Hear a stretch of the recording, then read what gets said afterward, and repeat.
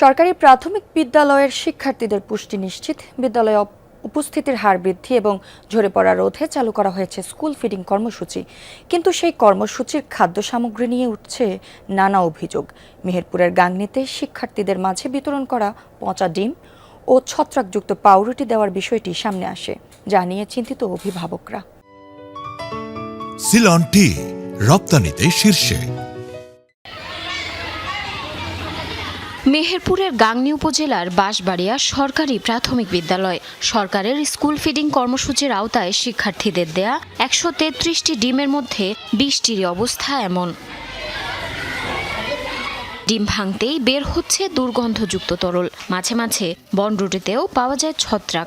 কলার মান নিয়েও রয়েছে নানা অভিযোগ। এমন পরিস্থিতিতে ক্ষুব্ধ বিদ্যালয়ের শিক্ষার্থী অভিভাবকরা।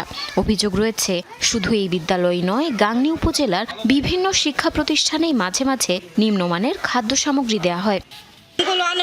মাঝে সাঝে পচা একটা পাওয়া যায়, পাউরুটির ডেট আবার থাকে আর ডিমগুলো পচা হয়, কলা কয়েক সময় কাঁচা থাকে। এভাবে চলতে থাকলে তো বাচ্চাদের শরীর খারাপ হয়ে যাবে, নষ্ট হবে।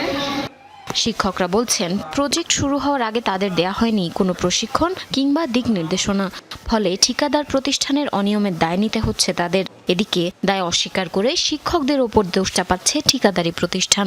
যে খাবার দিয়ে যায় ওই খাবারের মান ছিল খারাপ, ডিম দিয়ে গেছিল, সেই ডিম সিদ্ধ করার সময় নষ্ট ছিল। এই কাজগুলো করতে যেন পাঠদানে ব্যাহত হয়, আবার এইগুলো হলে যখন অসম্মত হয় তখন বিভিন্ন মিডিয়াতে সংবাদ প্রচার হয়, সেই সমস্ত দায়ভার শিক্ষকের উপর চলে আসে। এটা আমাদের জন্য খুবই কষ্টের, কিন্তু মূল দায়ভারটা কে নেবে?